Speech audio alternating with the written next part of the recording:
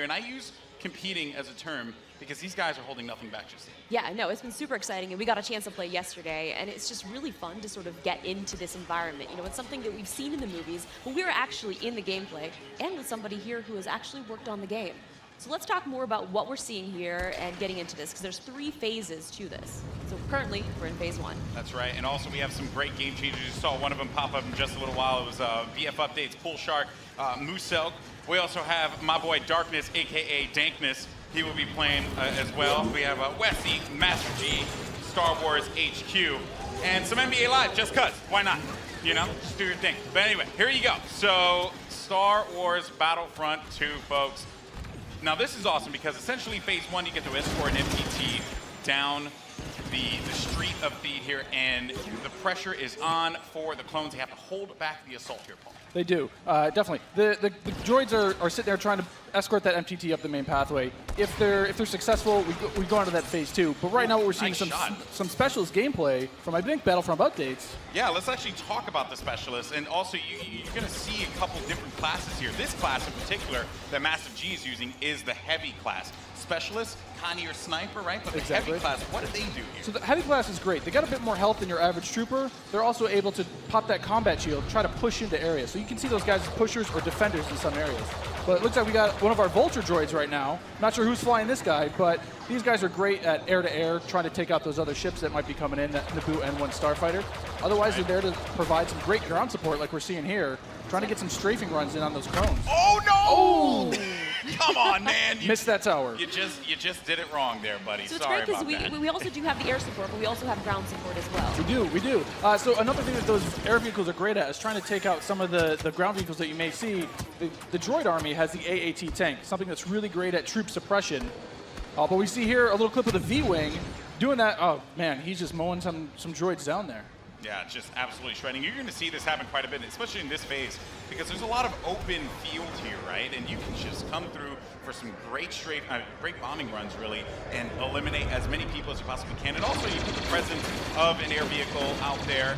Players will fear the skies, and they will, look for cover in this map where it's already difficult to find cover to begin with in this phase in particular. Absolutely, and you can see right now that there is an AAT tank sitting around on the battlefield. He is probably taking out those clone troopers, but this Vulture droid is really stepping it up. What I love about this is everyone's like, oh, look at this great open map. And then when you start phase 2, it's like everything starts coming in and coming way closer together. And we were talking a little bit more about the assault class. So for somebody who has just started playing this, never played any previous versions, do you feel like the assault class might be something perfect for them to pick up? I think the assault class is yes, absolutely. It's something that is, ooh, that's painful. The assault class is something that a lot of players will be able to jump right into. They're your frontline flanker attacker. I think they're going to be fairly easy. You can get right in and just start having your typical run and gun action. Their signature ability, you see here at the top of the screen, your number 2 ability, that switches you over to a shotgun. You get a little bit faster, and you're able to really get in there and kind of break through those front lines. Oh, I love it. I love using the shotgun, man. It is so good. And it's actually, when I first used it, it really caught me off guard. I wasn't expecting it. And I said, wait a minute. I could destroy people with this. So I just charged into the room and just absolutely shredded everyone. It was so fun to play with here. We're also seeing some great dogfighting here between the clones and the separatists. This is certainly what a lot of folks love in Star Wars, and just really in any game that DICE makes, right? They just always do a good job with the air combat. He's really trying to track him down. This Vulture's not really having much luck. No, yeah, that Vulture cannot shake him. Oh, so we got Star Wars HQ here. He's playing the assault class again, and you saw here he has the signature thermal detonator that he'll be able to kind of suppress some of those guys with as he rushes in. And there are different weapons as well. Like one of the guns that I would oftentimes use was the semi-automatic gun. It fired a lot slower, but you can get some great shots with it. And then there's also this nice compact SMG style blaster that really shreds through people in close range. I was using a little. I mean, we want to give you a little bit more weapon variety this time around, Yeah. Also, some AAT tank action here, and this is that doing what it does best. He's suppressing that point, trying to keep those clones out of the way. They're trying to make their way forward as the objective continues to march down. He has to get away from that. He's trying to, I don't know, is he trying to flank the tank? That's not smart. I don't know, man. Maybe he will. Maybe oh, you saw a little combat roll there. Got to give you some escape options in case you get into some hairy action. Uh-oh, we didn't get to see this one before. Finally, oh, we haven't. Some ATRTs, yes. So these are great for taking out those AATs. So these guys are a little quick. They have an ion charge ability. That way they'll be able to do a little bit more extra damage against the tank should they see it. So you can imagine like 3 or 4 of these on the battlefield really rushing around points. Like, look at this. He's just Can you stomp someone out? What can you do with this? You can run someone over if you want. Oh, I was actually going to say, could I get shot off of it if I'm on top of it because my body's exposed? You can, yeah. That question was answered, instantly. Almost immediately. Yeah, almost immediately. Oh man. So Mr. Musel here, look for this guy to be on a tear a little bit later as well. And also, I did want to highlight, we had an officer, as a matter of fact, right in front of Star Wars. We did, HQ one of my there. favorite classes. What is it about the officer that makes it so unique? I mean, my Twitch skills aren't where they used to be. I'm a bit slower nowadays, but I'm able to really buff up my class, or buff up my teammates, try to let them get some extra health, let them push through the points faster. And, ooh. What happened there? Finally some good dogfighting going in there. Okay, so all right. And one starfighter. What's great about some of these starfighters is these are accessed through our new battle point system. So instead of finding a pickup token on the map like we used to in the last game, you're now able to, depending on how well you do, whether you're scoring points via kills, via team play assists, or you're playing the objective like we really want players to do, you're earning points continuously that will allow you to spend those on whether it be a special character, whether it be a vehicle, or even a hero. And the battle points that allows you to unlock all of those things. All those things, definitely. And also something to look out for too. When we get into phase 2, that's when battle points are really going to play a role there, right? I mean, right now, definitely you see a lot more. It's an open space. You have time for this air combat, there's some vehicle gameplay. But once we get inside, it's going to be a different story. That's right. Things are definitely getting heat up. And what is this happening, right? This is a lock-on just trying to shake him out? Yep. Yeah, Nice. they better enjoy their air combat here, because that's not going to be happening for much longer. Oh, Master G is just destroying him. Oh, no, he got picked off. Nice job. But he was doing what he needed to do, support his team, right? It's that combined arms fire. You want to make sure that somebody's trying to cover you from the air. Oh, boy. So, and you can see after every respawn as well, you get those how many points you're earning. Right? So That's you right. can use those later on.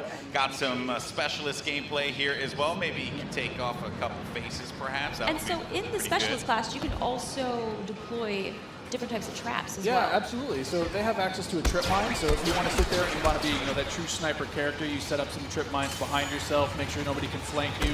But really, you're there to provide some of that cover fire for your troops downrange. And it's especially potent in this area because it is such a big open area. So that specialist will really shine in phase 1. Some more bombing runs here and just absolutely tearing them up. I have to say, man, Musel is killing it in this world. Again, he's doing great. Oh, and we see there one of the officer classes right next to one of the clones.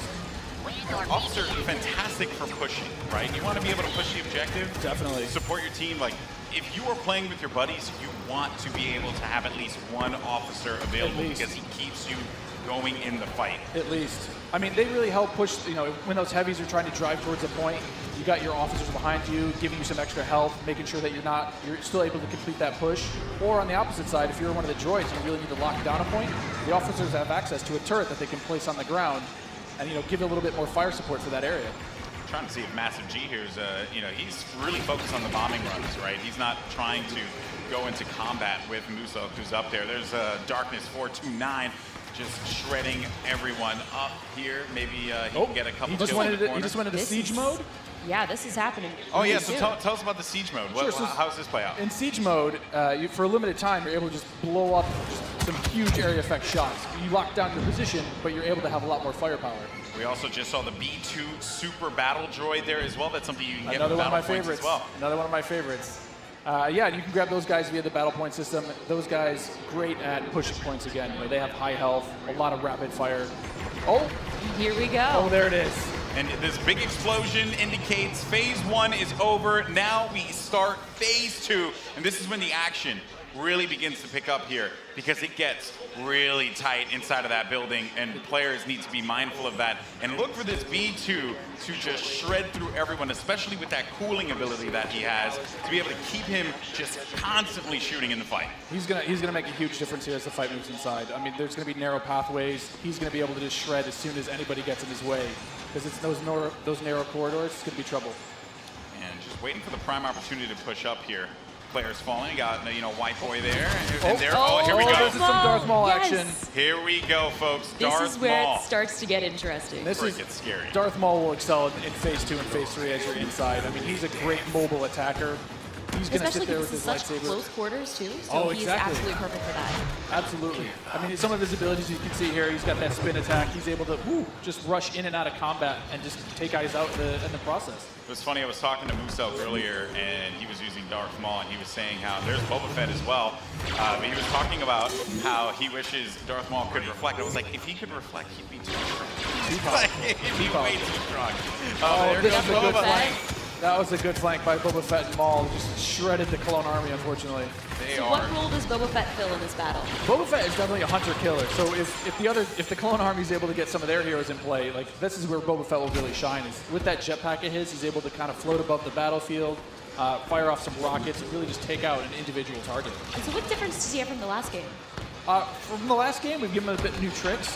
He's got a new concussion rocket that will really disorient players completely. But he also has this rocket barrage instead of just one rocket. He's able to really just lay down some suppressive fire. Nice. Also, one thing to keep in mind, we saw the B2, here we go, but on the clone side, there are specialist, characters that you can pick up as well.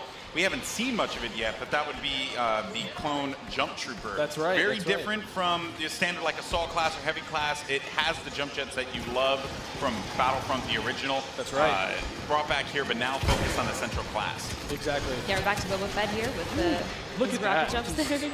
He's shredding. He will just lay down so much firepower. It's intense. Oh, they got him though. Down. Jesse was able to find him on that one, but here comes some officer gameplay here. Oh, good. Finally, somebody playing some support. Support people matter too. They do. You got to give them some love. We're the linchpin of the team, Yeah, exactly. Now, what is his 2 exactly? His 2 is the healing ability? His 2 ability is that, yeah, exactly. It's that healing ability. It gives you a little bit of buff for your little over health, but it also heals you back up. So it's, we got some of the jump troopers. Oh boy, and here we go. It's getting ready for phase 3 in just a little bit. There's a jump trooper. We talked about him before. Jump trooper, super fun to play. But again, it's attached to a specialist now, so not everyone's going to have it equipped, although it was really fun in the original Battlefront. Right. But I am going to be excited to hop in the jump trooper and shred people myself. I mean, I know a lot of people love the jump pack. Oh, now we've got Rey. Not going to lie, I'm super excited to play as her. She's quite a powerful character. Don't run. Some of her abilities. She got out of that one really quickly, but they got her. The droid fallen by a simple droid. No, but Rey how does her mind trick affect enemies? Absolutely. So Rey's mind trick is something that against all enemies, they'll be confused for a little bit, and your controls will kind of work against you, making you a little bit more vulnerable to attack. Just so you guys know, this is when it gets insane. Because there's so much going on here, and was that a little Han? We saw a little Han, yeah. Are we gonna get some Han? I hope so. I hope so. But I mean, you saw it earlier. So every time you finish a life, we'll show you how many battle points you have, and some people have enough points to get those reinforcements. And especially this late in the game, you'll see a lot more of these special classes coming out, a lot more of the heroes coming out. So again, this jump trooper here, with his rocket launcher and his jump pack, trying to be mobile, trying to fly into that last zone and capture a point. This is really where heavies are going to thrive as well, because my goodness, you just see laying down fire through the doorway, just absolutely dominating the clones. They need to push out. They need to fight this one out here. There are so many lives left that the Separatists have to their team. They could really run through this. The clones have to start acting fast, because if they cap it, that will be it. The Separatists will win this game. It's not looking so good for my boys in the clone army.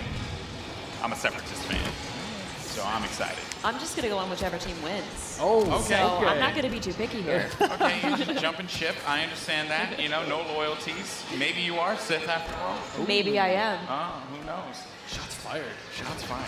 Yeah, so in this third phase, though, the droids are trying to capture that throne room. So you can see here, if you remember, it's just this is the main throne. And this is such super close quarters. Do you have any sort of strategies that you would? Absolutely. I mean, if you're the clones, you're hoping that. Oh, geez. Han Solo's just getting torn up. This is gonna be trouble. It's like too soon, man. I can't relive Force Awakens again. Like don't do it. Darth Maul is just destroying absolutely everything. I mean, is there any tips to taking him down? I mean, you want to try to combined arms fire. Oh. The tip is blasters. Run away. Maybe run away. Run away and just shoot the crap out of Darth Maul. Oh man, he was our MVP. Look at that. Nice stuff. Moose Congratulations.